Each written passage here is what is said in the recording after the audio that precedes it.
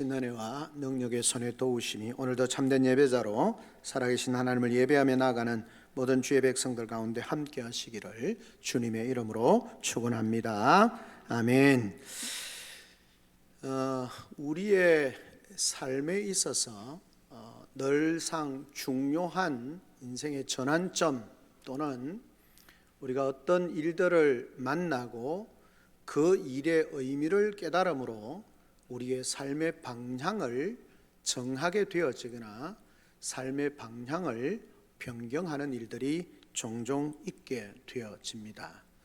내가 누구를 만나고 또 나의 부르심의 의미가 무엇인지를 깨달을 때 그 인생이 달라진다는 것이죠. 사실 저는 교사 선생님이 되고 싶었습니다.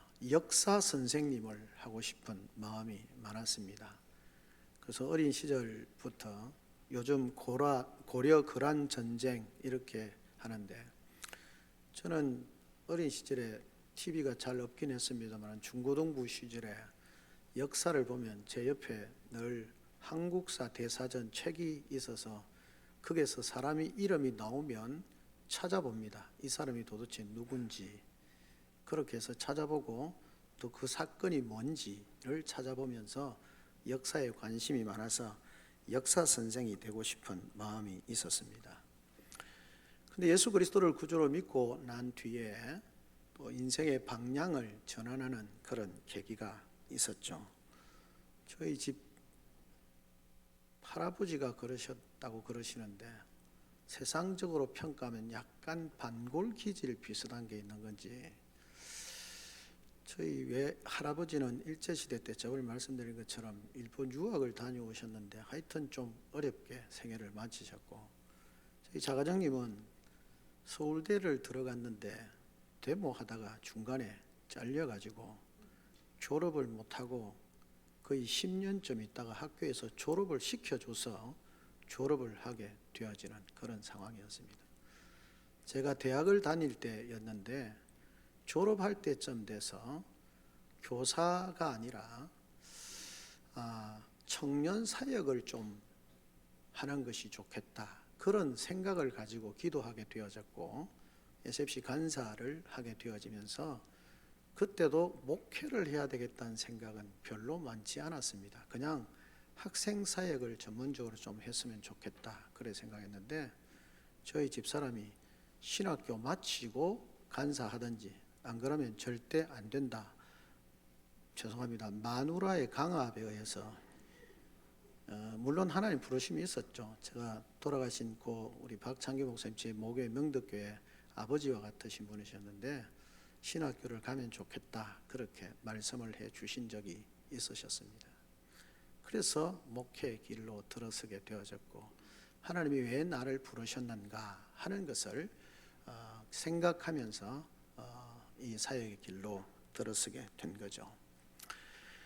우리의 인생의 중요한 시점에 만남과 만남을 통해서 하나님의 역사를 이루어 가시는 것을 보게 되어지고 삶의 방향을 정하게 되는 것을 보게 되어집니다. 오늘 본문은 우리를 출애굽뿐만 아니라 구약 성경 전체에 있어서 가장 중요한 역사적인 시점에 서게 하는 것을 보게 되어집니다. 그 시점은 이스라엘 역사에 있어서 가장 중요한 두 사건의 연결점에 위치해 있습니다. 그 두 사건이 뭐냐면, 하나는 하나님께서 보내신 그런 지도자인 모세를 통하여서 이스라엘 백성, 그때는 히브리 민족이었죠. 하비로 민족, 그렇게 히브리 민족이 출애굽하는 그 애굽으로부터 종된 삶에서 이제 출애굽에서 약속의 땅으로 들어가는 그런 사건이 하나 있었고, 또 하나는 이제 3개월쯤 지나가서 오늘 보면 시내 광야 산 앞에 서 있다. 시내 산에 이르게 되어지고 그곳에서 하나님을 만나게 되어지고 하나님을 통하여서 언약의 확정을 하는 것입니다. 그게 뭐냐면, 하나님이 나는 너의 하나님이 되고 너희는 내 백성이 된다라고 하는, 이스라엘 민족이 모세를 통하여서 그들이 하나님의 선택된 언약의 백성임을 확인받는 사건, 이 두 사건이 마주치는 지점이 오늘 본문입니다. 그래서 성경은 이스라엘 백성들이 출애굽하고 난 뒤에 3개월쯤 지나서 시내 광야 산 앞에 이르렀다. 그리고 이제 뒤에 가면 출애굽 20장부터 시작해서 하나님이 모세를 부르시고 그 백성과 언약을 맺으시는 그 장면을 우리에게 보여주고 있는 것입니다. 그래서 오늘 1절부터 3절의 말씀은 그렇게 여정을 이야기하는 거죠. 이스라엘 자손이 애굽 땅을 떠나서 3개월이 된 날에 그들이 시내 광야에 이르렀고, 그들이 르비딤을 떠나서 시내 광야에 이르러서 그 광야에 장막을 치고 이스라엘이 거기 산 앞에 장막을 치니라 라고 그렇게 말합니다. 그러니까 모세가 이제 하나님 앞에 올라가니 여호와께서 산에서 그를 불러 말씀하시되 너는 이같이 야곱의 집에 말하고 이스라엘 자손들에게 말하라, 그렇게 말합니다. 자, 그 시점에서 출애굽하고 하나님의 언약이 확정되어지면서 언약 백성으로 확정되어지는 그 상황, 그 시점에서 두 사건이 만나는 그 시점에서 하나님께서 모세를 부르셔서 첫 번째로 하시는 게 뭡니까? 상기하라, 기억하라 라고 그렇게 말씀을 하고 있는 것입니다. 여기서 그를 불러 이같이 야곱의 집에 말하고 이스라엘 자손들에게 말하라. 4절에 내가 애굽 사람에게 어떻게 행하였음과 내가 어떻게 독수리 날개로 너희를 업어 내게로 인도하였음을 너희가 보았느니라. 그래서 하나님께서 이 두 사건의 시점에서 첫 번째 하시는 것이 뭐냐면 하나님께서 그들에게 말씀하는 겁니다. 너희가 상기하라, 기억하라 라고 그렇게 말씀을 하고 있는 것을 보게 되어집니다.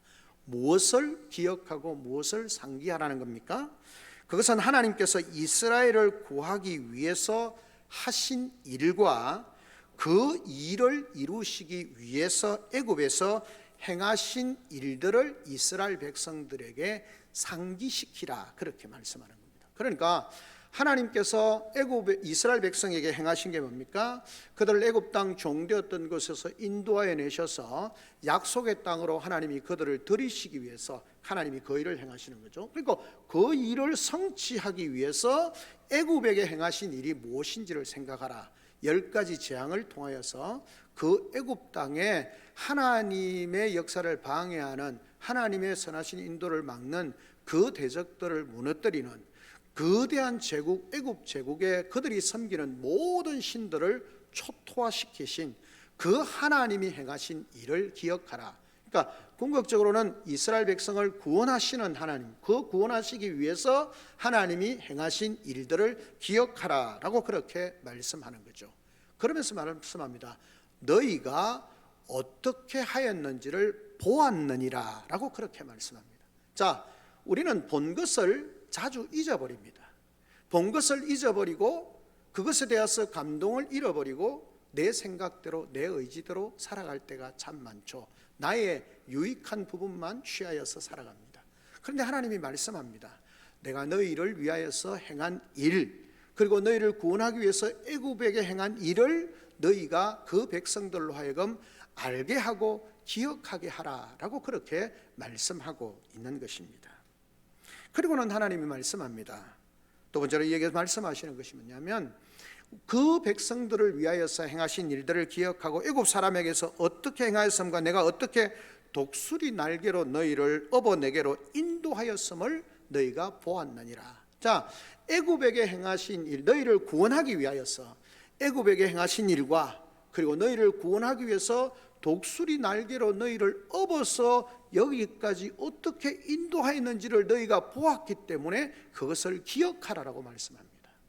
사랑하는 성도 여러분, 우리의 신앙에 있어서 가장 근본적이고 가장 중요한 것은 예수 그리스도로 말미암아 하나님이 이스라엘 백성을 애굽 땅 종되었던 곳에서 인도하여 내시기 위해서 그 일을 이루시기 위해서 행하신 그 애굽에 행하신 일들을 기억하는 것처럼 우리가 하나님의 백성으로 하나님의 기뻐하시는 삶, 오늘 뒤에 설명하겠습니다만 거룩한 백성이 되리라고 다짐하기 위해서 우리에게 필요한 것이 뭐냐면 하나님이 나를 위하여서 우리를 위하여서 행하신 일과 그 이 행하신 일을 이루기 위해서 치르신 대가를 우리가 아는 것이 중요하고 그것을 날마다 상기하는 것이 중요합니다.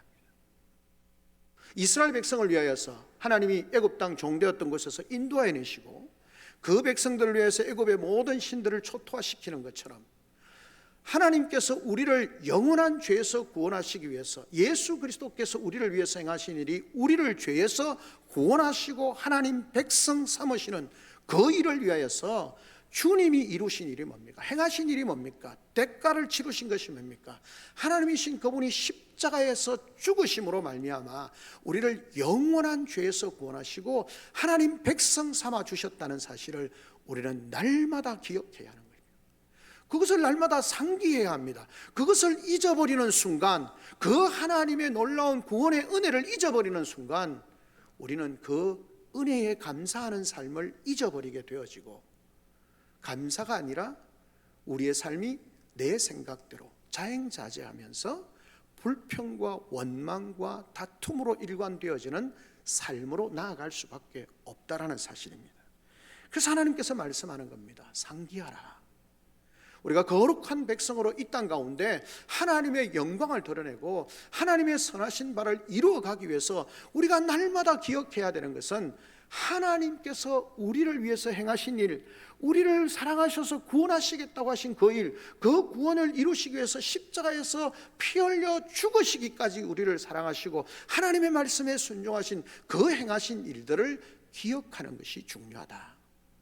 우리의 신앙이 견고하고 흔들리지 않기 위해서 우리는 날마다 이 놀라운 하나님이 나를 구원하시기 위해서 행하신 일과 그 일을 이루시기 위해서 치르신 대가를 우리가 날마다 기억하는 그런 성도들이 되어져서 하나님의 기뻐하신 바 되어지고 주님을 기쁘시게 하는 거룩한 하나님의 백성으로 세워지는 우리 귀한 성도들이 되시기를 주님의 이름으로 축원합니다. 아멘.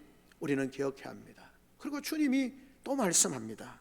내가 너희를 독수리 날개로 너희를 업어 내게로 인도하였음을 너희가 보았느니라 라고 그렇게 말씀하고 있습니다. 여러분, 이 말씀이 뭘까요? 독수리 날개로 너희를 업어 내게로 인도하였다라는 말씀의 뜻은 무엇일까요? 그것은 다름이 아니라 이스라엘은 전적으로 하나님께 의존되어 있으며 하나님께서 이스라엘을 안전하게 보호하시고 부족함이 없게 돌보셨음을 말하는 표현입니다. 독수리 날개로 너희를 업어 내게로 인도하였다는 말의 의미는 너희는 이스라엘 백성은 전적으로 하나님께 의존적인 존재일 수밖에 없고 그런 삶에 대해서 하나님이 책임을 지시고 이스라엘을 안전하게 보호하시고 부족함이 없도록 돌보셨다라는 말씀이라는 것입니다. 이것을 어떻게 알 수 있습니까? 모세가 나이가 많아서 자기가 이제 하나님의 부르심을 받고 이스라엘 백성이 이제 약속의 땅 가나안으로 들어가기 전에 우리가 아는 것처럼 이스라엘 총회 앞에서 읽은 노래가 있지 않습니까? 그게 신명기 32장에 나오는 것입니다. 그게 보면 신명기 32장 9절에서 14절에 보면 이렇게 모세가 노래하고 있습니다. 여호와의 분깃은 자기 백성이라. 야곱은 그가 택하신 기업이로다. 여호와께서 그를 황무지에서 짐승이 부르짖는 광야에서 만나시고 호위하시며 보호하시며 자기 눈동자같이 지키셨도다.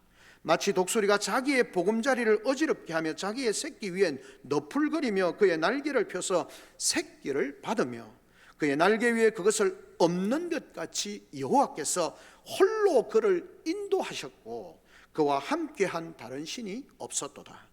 여호와께서 그가 땅의 높은 곳을 타고 다니게 하시며 밭의 소산을 먹게 하시며 반석에서 꿀을 굳은 반석에서 기름을 빨게 하시며 소의 엉킨 젖과 양의 젖과 어린 양의 기름과 바산에서 난 숫양과 염소와 지극히 아름다운 밀을 먹이시며 또 포도주의 붉은 술을 마시게 하셨도다. 모세가 그렇게 노래합니다. 이스라엘 백성을 독수리 날개에 업어서 그들을 인도하셨다는 것을 그렇게 해석을 하고 있는 것입니다. 호위하시고 보호하시고 어디에서요? 황무지에서 짐승이 부르짖는 광야에서 그들을 호위하시고 보호하시고 하나님께서 그들을 업어서 그 땅으로 들이셨고 그 땅 가운데서 높은 곳을 타고 다니게 하시고 모든 좋은 것으로 그들의 삶에 채워주셨다라고 그렇게 말씀하고 있는 것입니다.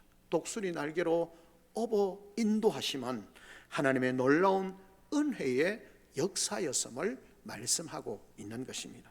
이스라엘의 출애굽은 쉽게 이루어진 것 아닙니다. 무슨 이스라엘의 힘과 능력이 있어서 자신의 힘으로 된 것 아닙니다. 살펴보면 어떻습니까? 애굽 왕 바로는 이스라엘 백성들을 놓아주려 하지 않습니다. 왜냐하면 자신들의 경제의 아주 중요한 부분을 차지하고 있는 것이고 그들을 통해서 애굽의 제국의 많은 일들을 감당하고 있기 때문에 그 종들이 빠져나가게 되면, 노예들이 빠져나가게 되어지면 국가 경제가 위협을 받을 수 있고 굉장히 그 수많은 백성들을 통하여서 군사적으로도 위협을 당할 수 있다고 생각했기 때문에 바로가 절대 이스라엘 백성을 놓아주지 않습니다. 절대 놓아주지 않습니다. 그래서 하나님께서 모세를 통하여서 한 번, 두 번, 세 번, 네 번 징계를 재앙을 내리십니다. 까딱도 하지 않던 바로가 5번, 6번 넘어가면서 불안합니다. 그래, 내줄게, 그냥 보내줄게, 짧게 보내줄게. 아니요, 그러면 싫다. 여러분, 반복을 하면서 중간에도 마음이 흔들리고 그 재앙의 두려움 때문에 흔들리지만 끝까지 그들을 놓아주지 않으려고 합니다. 버티는 거죠. 그러다가 어떻게 되어집니까? 마지막에 그 애굽 땅에 아들들이 죽고 자기 아들이 죽고 그 애굽의 모든 장자들, 처음 난 그 초태생들은 하나님의 것이라고 다 죽이시는 그 사건을 통해서 마침내 그들을 내어보냅니다. 근데 그것으로도 내어보내는 것으로 끝나지 않습니다. 내어보내놓고 가만 생각하니까 아까운 거예요. 그걸 어떻게 합니까? 군대를 이끌고 또 따라갑니다. 그만큼 이스라엘 백성의 출애굽은 쉽지 않은 사건이었습니다. 그런데 하나님께서 그 일을 이루셨습니다. 어디 그것뿐입니까? 광야로 들어선 이후에, 물론 이후에 40년 동안입니다만 시내산 올 때까지도 쉽지 않습니다. 그리고 그 이후에 아말렉의 군사들과 싸움을 합니다. 전쟁의 위협이 있습니다. 사막이니까 물이 없습니다. 농사를 짓지 않으니까 먹을 것이 없습니다. 여러분, 얼마나 많은 수고로움과 어려움이, 고통이 있었겠습니까? 그런 가운데 하나님이 어떻게 하셨다고요? 독수리 날개로 그들을 업어서 그곳으로 인도하셨다는 겁니다. 하나님의 은혜라는 것입니다. 이스라엘은 전적으로 하나님께 의존적일 수밖에 없는 존재이고 하나님의 도우심으로만 살아갈 수 있는 존재임을 보여줍니다. 그런데 놀랍게도요, 좋을 때만 아니라 그 광야에 물하지 아니하고 자기 힘으로 물 한 바가지 퍼낼 수 없는 사막에서, 농사지어서 밀 하나 제대로 거둘 수 없는 그 광야에서 하나님이 그들을 먹이셨습니다. 그들을 입히셨습니다. 그들에게 마시우게 하셨습니다. 그 하나님께서 하나님 전적인 의존적일 수밖에 없는 이스라엘 백성을 그렇게 하나님이 책임지시고 먹이시는 겁니다.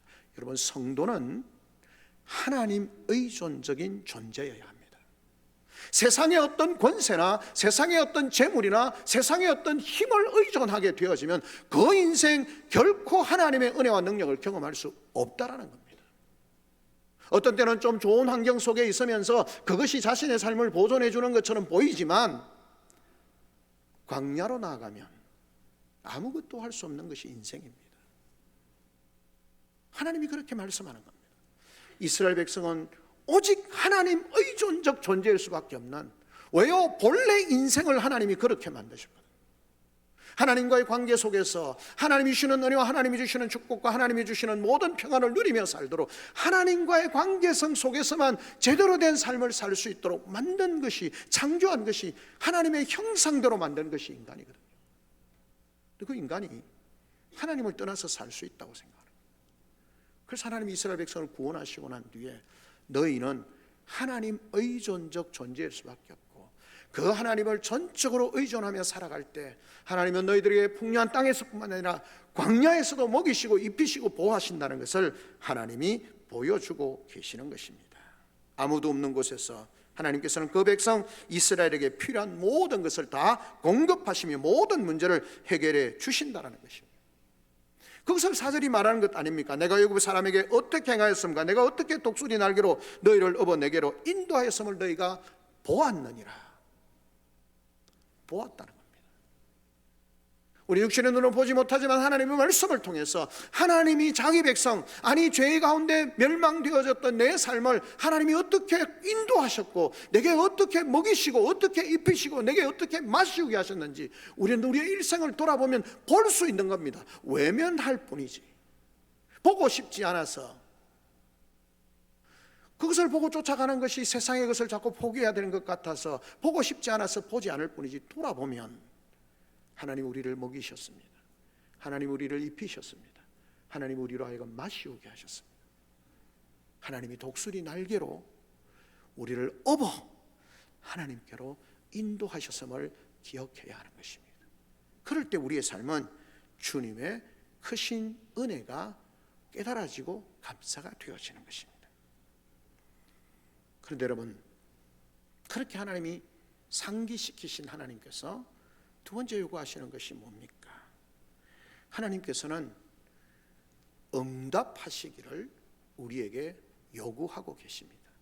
하나님께서 그때 행하신 바를 이스라엘 백성들에게 상기시키고 들려주고 상기시키라고 하는 이유는, 야, 내가 그만큼 능력 있는, 자기를 자랑하고 뽐내기 위해서 하나님이 하신 게 아니라는 겁니다. 그저 상기시키는 것으로 그치시려는 것이 아닙니다. 야, 하나님이 그런 분이니까 너희가 기억하고 있어, 그것을 위해서 말씀하신 게 아니라는 겁니다. 의도가 무엇입니까? 하나님께서는 이스라엘에게 행하신 바에 대한 그 이스라엘 백성들이 그것을 기억하고 상기하고 깨닫고 그것에 대해서 반응하기를 원하시는 겁니다. 그래서 5절에 뭐라고 말씀합니까? 세계가 다 내게 속하였나니 너희가 내 말을 듣고 내 언약을 지키면 이라고 했습니다.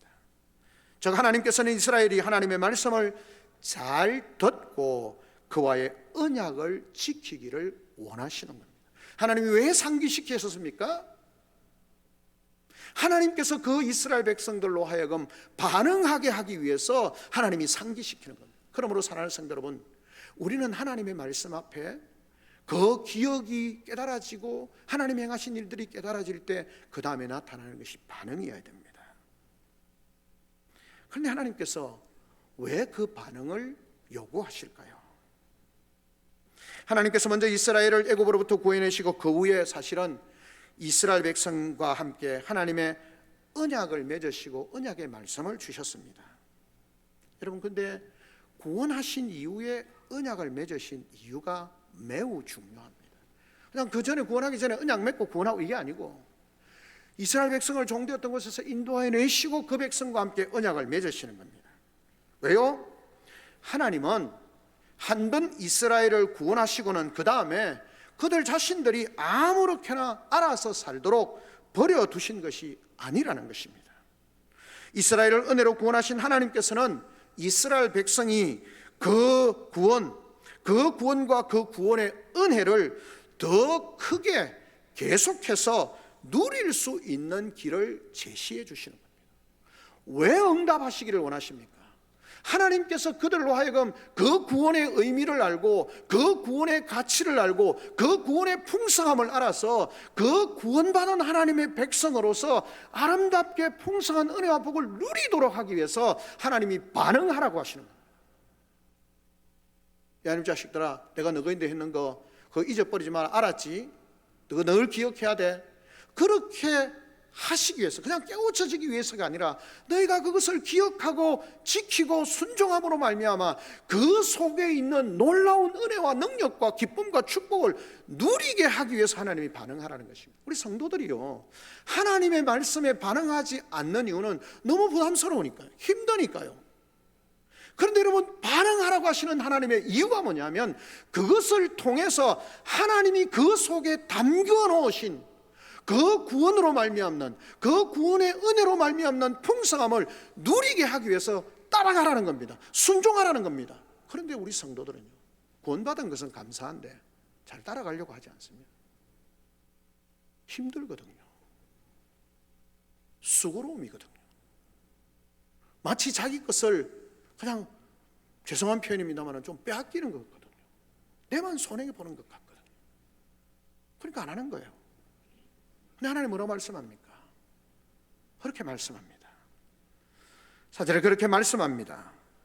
5절에 보면 세계가 다 내게 속하였나니 너희가 내 말을 잘 듣고 내 언약을 지키면 너희는 모든 민족 중에서 이렇게 나가는 겁니다. 뭘 하면요? 내 말을 듣고 내 언약을 지키면, 하나님의 백성으로서 언약을 맺고 하나님께서 우리를 구원하신 분이심을 알고 깨달아지게 되어질 때에, 우리가 하나님의 의존적 존재일 수밖에 없다는 사실을 깨닫게 되어질 때, 그 하나님의 말씀에 온전히 순종하고 그 하나님과의 맺은 언약에 충실할 때 하나님께서 그것을 통해서 주시는 은혜와 복을 누리게 하신다는 겁니다. 근데 우리는 어떻습니까? 하고 싶지 않은 거예요. 왜 개인의 삶이, 우리 성도들의 가정이, 교회가 하나님의 풍성함과 하나님의 부유함과 하나님의 능력을 경험하지 못할까요? 성경 우리에게 말씀합니다. 내가 내 말을 듣고 내 언약에 충실하면, 하나님의 약속이 뭡니까? 우리가 너무나 잘 아는 말씀이잖아요. 너는 내 소유가 되고 하나님의 소유가 된다는 것입니다. 하나님의 소유가 된다는 것은 무엇입니까? 언약 속에서 하나님께 헌신함으로써 하나님께 특별하게 보배로운 존재가 된다는 겁니다. 이스라엘은 특별한 민족이 된다는 겁니다. 하나님께서 특별히 아끼시는 나라가 된다는 것입니다. 우리로 하여금 하나님의 말씀에 순종하고 언약에 충실하면 하나님이 보배롭고 여기시는 존귀한 존재가 되어지고 하나님이 특별히 아끼시는 그런 하나님의 사람이 된다라고 말씀합니다. 하나님의 말씀을 듣고 언약에 신실하게 충실할 때에 하나님이 우리를 하나님 당신의 소유로 삼으신다. 이스라엘이 왜 복을 받습니까? 왜 이스라엘이 절망에 빠지게 되어집니까? 하나님의 말씀에 순종하고 그 언약을 신실하게 지키면 하나님이 그들을 지키십니다. 보호하십니다. 채워주십니다. 풍성케 하십니다. 근데 이스라엘 역사를 통하여서 하나님의 말씀에 불순종하면 그들은 온 땅으로 흩어지고 죽임을 당하고 고통을 당하는 거예요. 보배로운 존재입니다. 그리고 하나님 말씀합니다. 제사장 나라가 된다는 것입니다. 뭡니까? 하나님에 대한 믿음 안에서 하나님을 잘 받들어 섬기면, 말씀에 순종하고 언약에 충실하면 모든 민족을 향한 하나님의 사역의 도구로 쓰임 받는다는 겁니다. 하나님의 말씀에 충실하고 말씀에 순종하고 언약에 신실하면 그 백성을 통해서 하나님이 놀라운 역사한다는. 제사장이 뭡니까? 이스라엘 백성들의 그 죄를 가지고 하나님 앞에 나아가고 하나님의 긍휼하심과 자비하심을 이스라엘 백성들에게 선포하는 것, 그것이 제사장 아닙니까? 그런데 이스라엘이 제사장 나라가 되어서 열방의 죄를 가지고 하나님 앞에 나아가고 하나님의 축복과 은혜를 열방 가운데 선포하는 그런 놀라운 하나님의 역사에, 하나님 사역의 동력자로 하나님이 삼아주신다는 거예요. 얼마나 복됩니까? 하나님이 말씀합니다. 왜 반응하라고 할까요? 제사장 나라를 삼으시기 위해서요. 그리고 하나님 말씀합니다. 거룩한 백성이 될 것이라. 여러분, 위의 일을 감당하기 위해서 다른 민족들과 구별되어 따로 불러 세우심을 받는다는, 거룩이라는 것은 뭡니까? 분리 아닙니까? 세상과는 다른 분리된 거룩한 존재로 하나님 앞에 서게 된다는 것입니다. 이스라엘은 하나님과의 언약 관계 속에 있는 백성이 어떠해야 하며 또 어떻게 변화해야 할지를 만방에 알리기 위한 표본으로, 어떻게 해야 되고 하나님의 백성이 언약 안에서 어떻게 해야 되고 어떻게 변화되어졌는지를 통하여서 세계 열방과 만방에 하나님께서 표본으로 삼으시는 겁니다. 교회가 세상 가운데 본이 되도록 하나님이 만드시기를 원하신다는 겁니다. 여러분, 교회가 본이 됩니까? 정결하고 거룩한 하나님의 말씀에 순종하고 언약의 신실함으로 교회가 세상 가운데 본이 되어지고 그 세상이 교회를 두려워하고 하나님의 복음을 통해서 세상으로 들어오고 세상이 교회로 오게 합니까? 세상으로부터 조롱과 멸시를 당하는 그런 상황이 혹 펼쳐지지 않습니까? 저와 여러분의 삶이 살아가고 있는 삶의 현장에서 주위에 있는 많은 사람들에게 정말 하나님을 믿는 언약에 충실하고 하나님의 말씀에 순종함으로 그들의 삶이 본이 되어지는 삶인지 우리는 돌아보아야 하는 것입니다. 그런데 여러분, 이것은 구약의 단순히 사건으로만 끝나지 않는 거죠. 이 사건이 어디로 연결되어집니까? 예수 그리스도의 구속 사역과 그 예수 그리스도로 말미암아 구원받은 하나님의 백성들에게도 동일하게 하나님은 말씀하는 겁니다. 우리가 잘 아는 베드로전서 2장 9절의 말씀을 통하여서 언약은 예수 그리스도 안에서 새 이스라엘이 된 모든 주의 백성들에게 다 해당된다는 것을 말씀합니다. 우리가 너무나 잘 아는, 그러나 너희는 택하신 족속의 왕 같은 제사장들이요 거룩한 나라요 그의 소유된 백성이니 이는 너희를 어두운 데서 불러내어 그의 귀한 빛에 들어가게 하시니 아름다운 덕을 선포하게 하려 하심이라. 너희가 전에는 백성이 아니더니 이제는 하나님의 백성이요 전에는 긍휼을 얻지 못하더니 이제는 긍휼을 얻은 자니라. 사랑하는 성도 여러분, 우리의 삶이 정말 긍휼을 얻은 자로 왕 같은 제사장이고 거룩한 나라고 그의 소유된 백성으로서 우리가 구별되어진 하나님의 백성들임을 기억해야 하는 것입니다. 이 베드로전서 2장 9장의 말씀을 구약으로 넘어가서 하면 어떻게 이것이 가능합니까? 하나님의 말씀에 순종하고 언약에 충실하게 그 일을 감당할 때 하나님은 그 백성들을 그렇게 사용하시는 것입니다. 사랑하는 성도 여러분, 베푸신 하나님의 놀라운 은혜를 깨닫고 어쩌면 감사하는 것이 우리의 신앙의 고백이 되어져야 하는 것입니다. 우리에게 베푸신 사랑, 죄로 말미암아 영혼이 죽었고 소망이 없던 나의 인생, 우리 가정, 이 나라의 민족 하나님이 살려주셨지 않습니까? 6.25 전쟁과 일제시대를 넘어 6.25 전쟁과 원자독재와 여러 가지 국가적인 위기의 상황과 어려운 가운데서도 하나님이 지켜주셨고 여기까지 오게 하신 것, 세상 사람들이 뭐라 하든 우리는 믿음의 고백을 하는 겁니다. 하나님의 은혜로 여기까지 왔습니다. 그렇게 고백하는 것이죠. 그런 고백을 하는 사람들로서 우리는 단순히 하나님 앞에 고백하는 정도를 넘어서 어떻게 해야 됩니까? 우리는 하나님 앞에 응답해야 하는 것입니다. 하나님의 말씀에 귀 기울이며 그와의 언약을 지키며 그렇게 함으로 하나님에 의해 하나님의 소유된 백성이 되어지고 제사장 나라가 되어지고 거룩한 백성이 되게 하는 것입니다. 그런 백성이 되어서 이 세상을 향한, 전 세계를 위한 하나님의 크고 놀라운 사역의 도구로 부르심을 받은 겁니다. 우리 교회가 이 구원받은 하나님의 거룩한 공동체, 거룩한 백성이 되어져서 이 구미 땅 가운데, 광평동 지역 가운데 하나님께서 제사장 공동체로 삼으시는 그런 공동체가 되어져야 하는 겁니다. 그걸 위해서 하나님이 우리를 부르신 거고, 부르심에 응답할 때 하나님은 우리를 그렇게 사용하시는 겁니다. 그러면서 하나님 말씀합니다. 거룩한 백성이 되리라 라고 그렇게 말씀합니다. 여러분, 근데 전제가 뭡니까? 5절에 이렇게 말합니다. 세계가 다 내게 속하였나니. 여러분, 이 말씀이 얼마나 위로가 되었습니까? 우리는 종종 이 땅 가운데서 우리가 직면하는 모든 상황들이 마치 하나님의 손에서 떠나 있는 것처럼 느낄 때가 있지 않습니까? 국가적으로 보면 지형적으로 주변에 열강들이 있고 자신의 욕심을 따라 사는 나라가는 그런 나라들이 있습니다. 우리를 위하는 우방 이렇게 하지만 결국 자국 이기주의에 빠져 있습니다.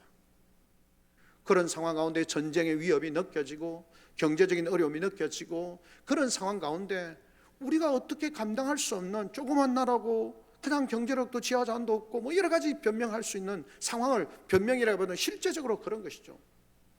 그런데 여러분, 그런 상황 가운데 우리의 환경이나 상황을 바라보면 도무지 감당할 수 없는 상황인데 하나님이 우리에게 말씀합니다. 세계가 다 내게 속하였나니 너희는 내 말을 듣고 언약에 충실해라. 그러면 내가 너희의 삶을 보장해 주겠다는 겁니다.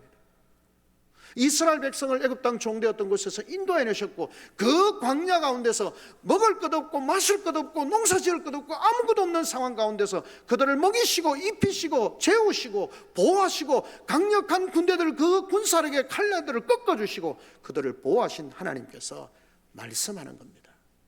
너희는 하나님의 의존적 존재이고 그래서 너희는 하나님의 말씀에 순종하고 하나님과의 맺은 언약을 충실히 지키라는 겁니다. 그러면 모든 문제를 하나님이 다 해결해 주신다는 겁니다. 그러면 왜 우리의 인생의 문제가 해결되지 않을까요? 왜 어려움이 극복되지 않을까요?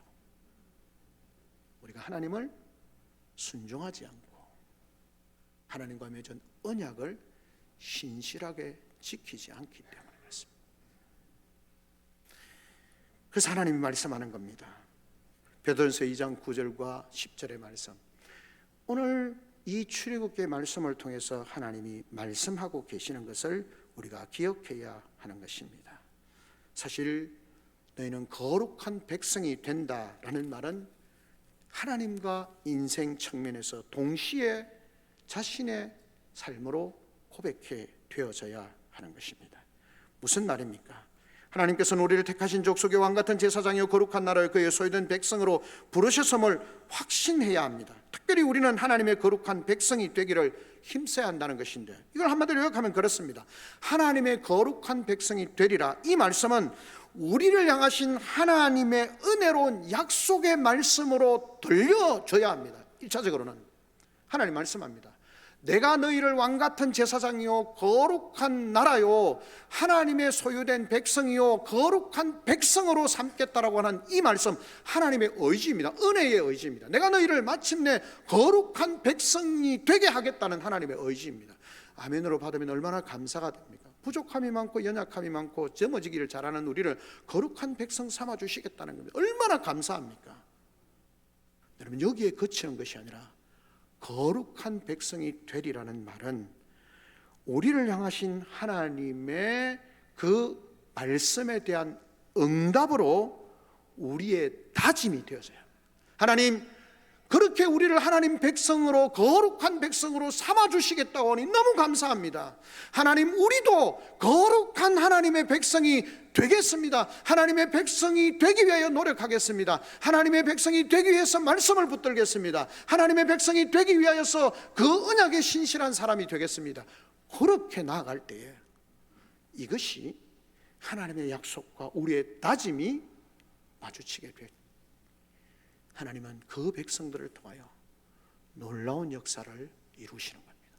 거룩한 하나님의 소유된 백성, 제사장 나라가 되어져서 하나님의 뜻을 이룰 줄로 믿는 것입니다. 사랑하는 성도 여러분, 우리의 인생의 중요한 시점을 맞이할 때마다 우리는 생각해야 합니다.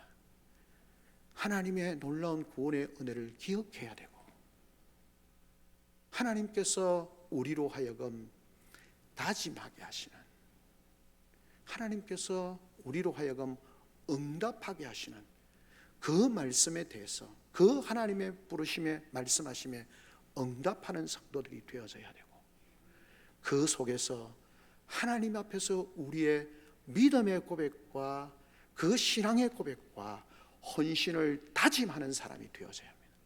그럴 때에 그곳에서 하나님이 놀라운 역사를 이루시는 거죠.